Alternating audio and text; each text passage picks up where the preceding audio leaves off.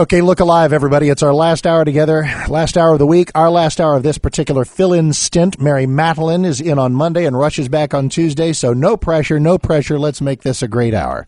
I know the first segment's going to be, and it has very little to do with me. Oh, we'll cover some stuff here in a minute. I've just learned this minute that 69 Democrats are joining with Republicans in the House to advance the Keystone Pipeline. Very, very good. We have more stuff to do politically. I mean, let's face it, our liberties are under attack. Our republic hangs by a thread. But you know what I want to do to begin this final hour? Doggone it, I want to talk about meat. Yes, I do. And who better? There's some business cards I just want to have scanned so that I can see them. This wonderful woman is Senior Vice President of Public Affairs and Professional Development of the American Meat Institute. We have meat issues. Janet Riley, welcome. How are you?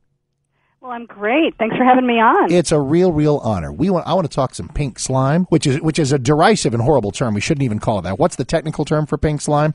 The technical term is lean, finely textured beef. LFTB. That's what we call it for short. Very good. Lean, finely textured beef. Now, lean, finely textured beef sounds like something I'd like to eat. Pink slime sounds like something that I would run away from screaming. And yet they are the same thing. I guess it's just a matter of nomenclature. How did this become such a... I mean, I remember I lived down in Texas, and I remember the first stories of what certain fast food organizations, certain restaurant chains, they're injecting your meat with pink slime. That was the tone of the stories. Tell me what is this stuff, and why are we only learning about it now? Well, let me explain to you. It's been around for 20 years or so. And when you take a large animal, like a beef cattle, and you break it down into smaller pieces like steaks and roasts, you end up with trimmings. And trimmings look a lot like pieces of beef stew meat. They've got meat and fat attached to one another. Mm-hmm.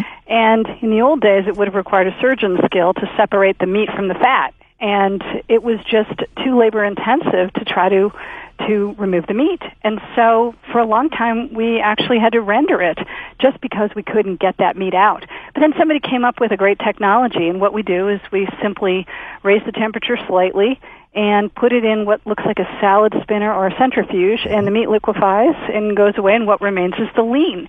And so because it's lean, and because it's beef, and because it's a little bit softer because it's been spun, it's called lean, finely textured beef. And I can assure you there is nothing slimy about it. Very cool. It is pinkish, I suppose, as it would be. Pink. That's about the only accurate part of that phrase. A modifier.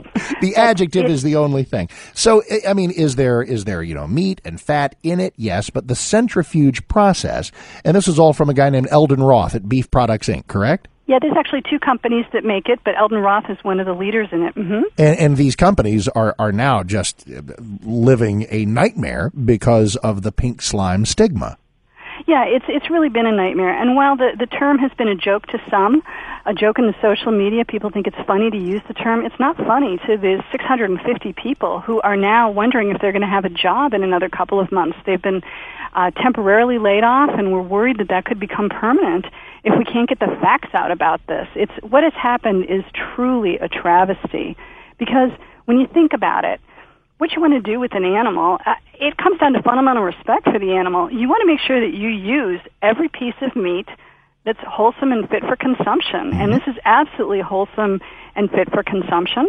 And when we can no longer use lean, finely textured beef because there's been this scare about it, suddenly we're losing a lot of beef. We have to use it for other purposes. We can't put it in the ground beef as we always have safely.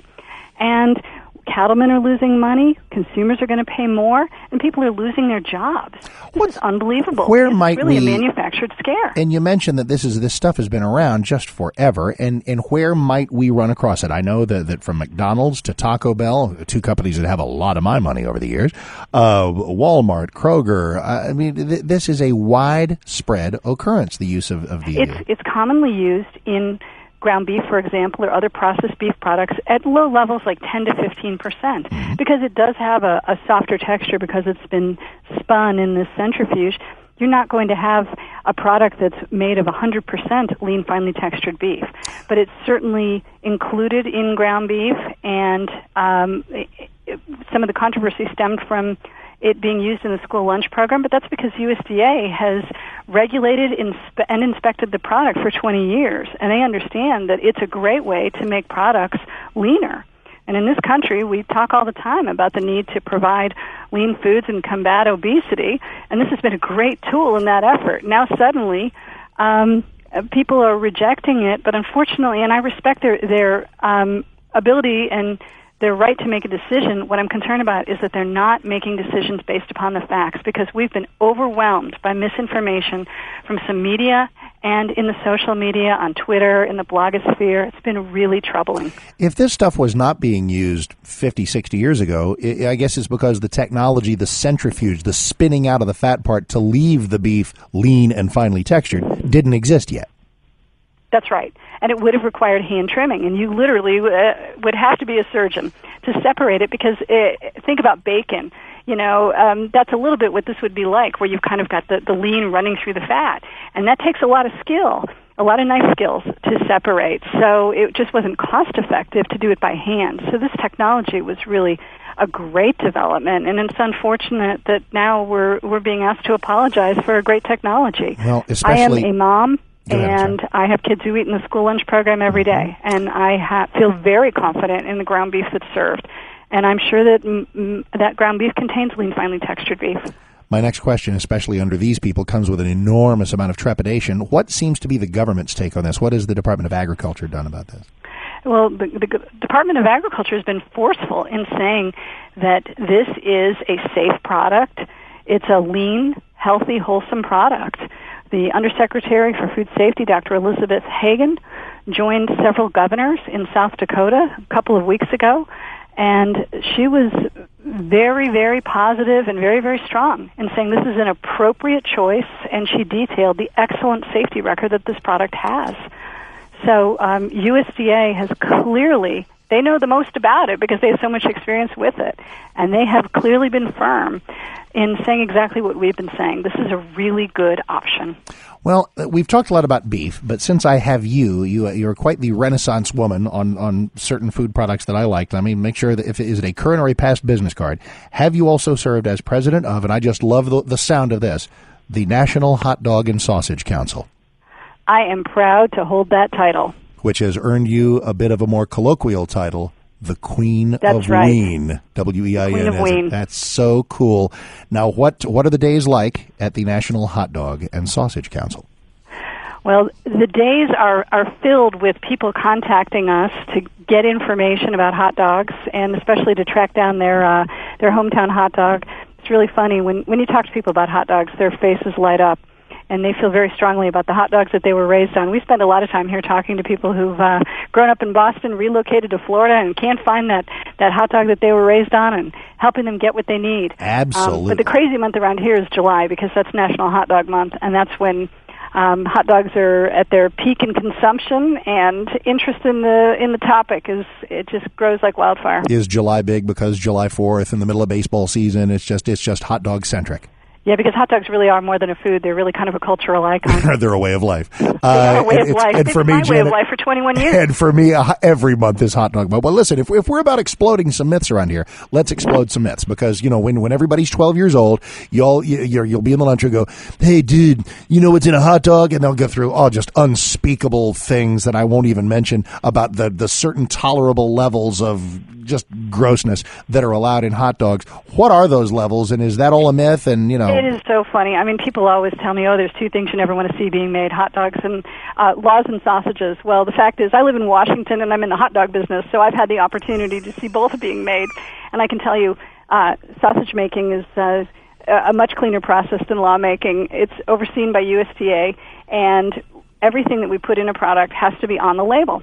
And so what you see are the beef trimmings that look like beef stew meat or chunks of pork that remain, and when you break a larger cut into smaller cuts.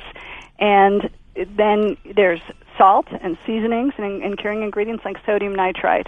But there really is not a lot of mystery about hot dog making, because we have to put everything that is an ingredient on the label. There you go. Janet, in our final minute, first of all, it's wonderful to meet you. And what's the website and everything for the America? It's AMI.com, I assume?